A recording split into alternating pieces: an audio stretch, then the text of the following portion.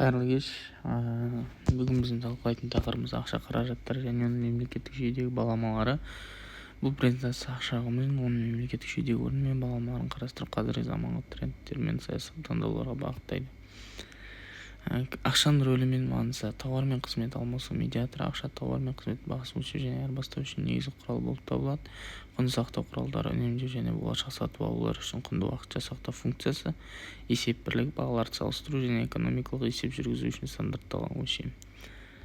Ақшаның тарихи дамуы және түрлері. Тарихи кезеңдер: тауар алмасу, одан кейін тауар ақша, металл, қағаз ақша, банкноттар мен депозит ақша өту, одан кейін электрондық және цифрлық ақша, яғни криптовалюта.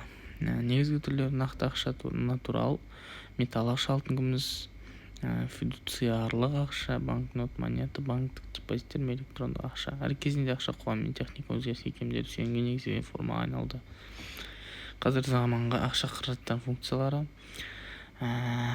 яғни көріп тұрсыздар: medium of exchange, unit of account, store of value, standard of deferred rate payment. Бұл функциялар нарықтық қатынастардың негізгі механизмдері болып табылады. Мемлекеттік қаржы жүйесінде ақшаның орны, тауар айналымы реттеу, салық және трансферт механизмдері, және қоғамдық инвестициялар.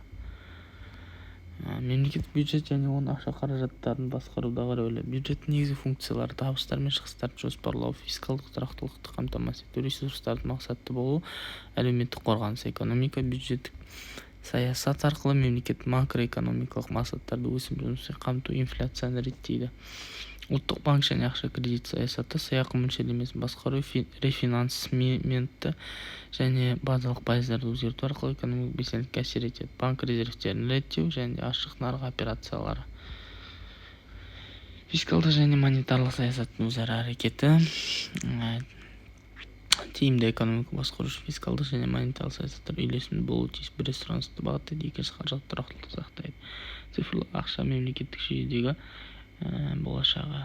CBDC орталық банк цифрлық валютасы транзакциялық жеделдетіп, қаржылық үйлесім бақылауды күшейтеді. Конфиденциалдық пен тәуекелді ескеруді қажет етеді.